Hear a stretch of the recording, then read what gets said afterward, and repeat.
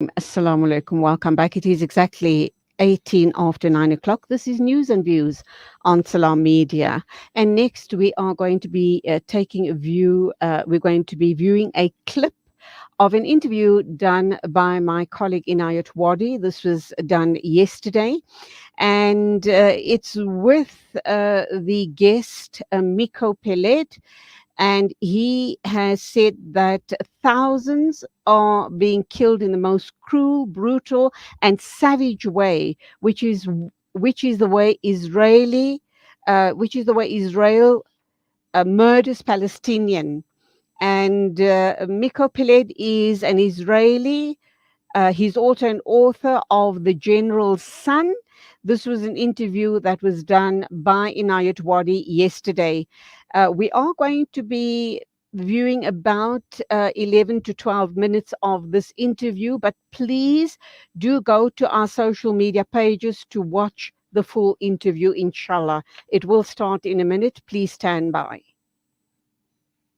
To me, maybe what is Israel's behavior is not surprising, but what is shocking once again is to see the rest of the world just completely allowing this to happen and not even remotely expressing any sense of solidarity or care or compassion or empathy towards a nation that has done nothing wrong to anyone, a nation that has never had an army, a nation that has never tried to occupy or kill anyone, and is bearing the brunt of this brutality. Of course, I'm talking about the Palestinian people. The way in which the world allows us to continue is going to be a dark stain that we'll remember for all eternity, I believe. Well, clearly, on all of this that is playing out is disproportionate in each and every way. And even if we look at the numbers, we're looking at Gaza, just over 2 million people, 1 million children. Take out the women, take out the children, take out the elderly people. How many fighters do you really have in Gaza, stationed in Gaza? And as you say, the world is rallying behind Israel. The last count, we've heard 84 countries that are actually rallying behind Israel against a few 100,000 people.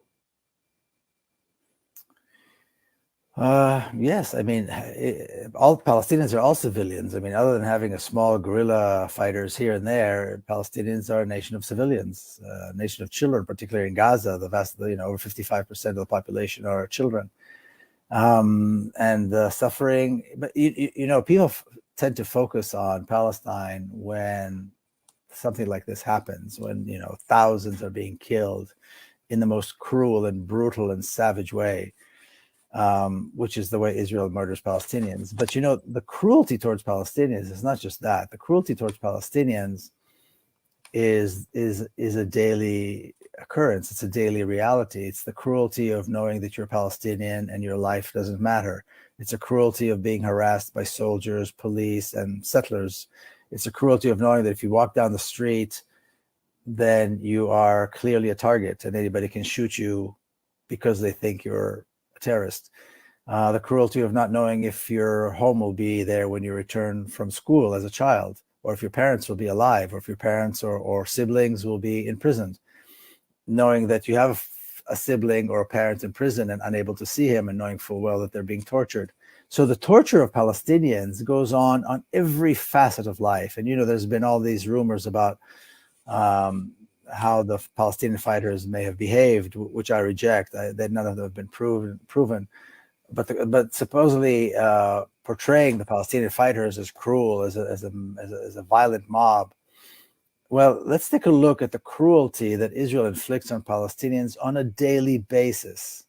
On a daily basis, all of these things that I just described, plus, of course, the savagery of dropping these massive bombs on apartment buildings where innocent civilians, where children live, and they have to die in these horrific ways and be injured with these horrific injuries. And of course, there's no facilities in Gaza to treat them.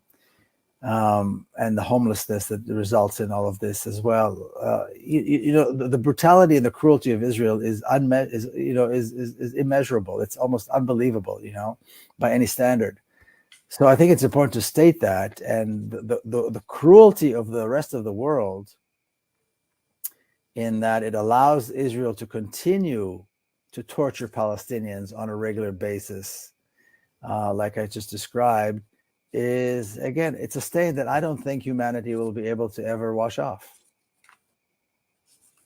Yes, but also, Miko, I recall seeing one of your posts, and you speak of this apartheid regime playing out a lie that they've always been doing, the victim mentality, which has gained the sympathy of the entire world. And at the same time, you speak about the leadership, you speak about Netanyahu, where you say he still reigns supreme. But just looking at it from an Israeli perspective, to what extent have Israel's actually been manipulated by all that is playing out? Well, I think Israelis realized that the promise of security was empty, an empty promise. It was not one that was kept. Particularly Israelis who live in the settlements around Gaza realized that there's nobody to protect them. They believed that there was this great Israeli army, that there was this great intelligence apparatus, that there was this great defense apparatus that was protecting them, and that they could go on about their lives on land that was stolen, water that was stolen, and pretend like Gaza doesn't exist, even though it exists just a few short kilometers away from these settlements.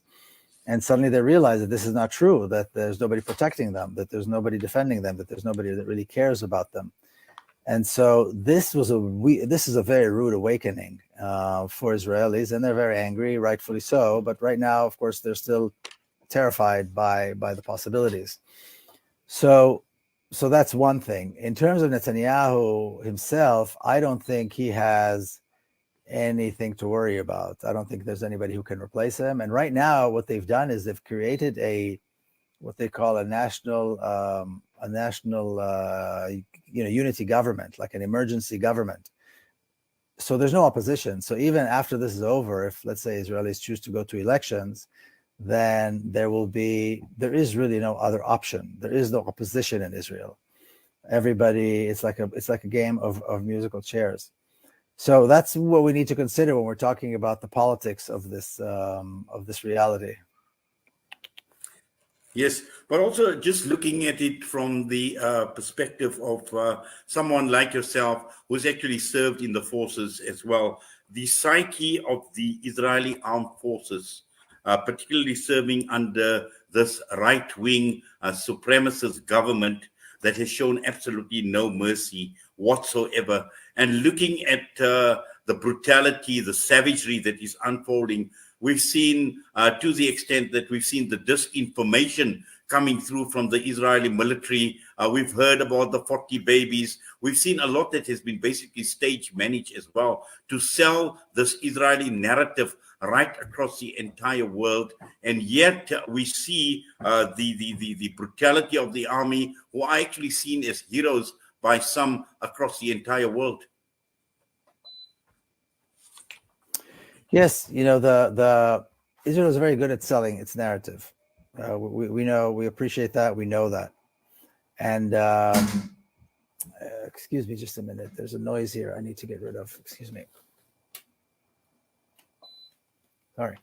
I'm sorry. They're very good at selling this narrative, and there are all these posts on social media showing the heroism of the Israeli military. The Israeli military is not heroic. It's never been heroic. The Israeli military is far inferior, obviously, to the Palestinian fighters. We've seen this many times. Every single time the Palestinian or the Arab soldiers, Arab armies have put Israel to the test, they succeeded, and the Israeli failed the test completely. And this is probably the worst, the most severe test that they ever had to deal with. And so we have to, put that in perspective. Now, the Israeli military has two advantages, or two abilities, I should say. One is cruelty and brutality and racism, which serve them very well. And the other thing, that they have enormous military power, enormous firepower, enormous amounts of hardware, unlimited amounts of hardware, really, in terms of fighter planes and artillery and so on. So what you combine the racism and the cruelty with the hardware, the ability to, the firepower, then really at the end of the day, this is what we see. But when they were challenged by trained, well-disciplined Palestinian fighters, of course, everything collapsed, and they were incapable of offering a response to these well-trained to this attack. And that's what we've seen. And actually, a small group, relatively small group of well-trained fighters coming from one of the poorest, most destitute places on earth, the Gaza Strip, were able to paralyze the state of Israel for several weeks, or since the 7th, whenever that, it's almost a week. They were able to completely paralyze the state of Israel. People are afraid to leave their homes. Public transportation was stopped. The police and the army were completely nowhere to be seen. Were not functioning. People are terrified. The rockets have paralyzed the Israeli airport, Tel Aviv airport, and on and on. So we are, so what Israeli bravery, what Israeli courage are we seeing? We're seeing a collapse of the entire system by a force that is really, in comparison, in terms of number and resources, insignificant.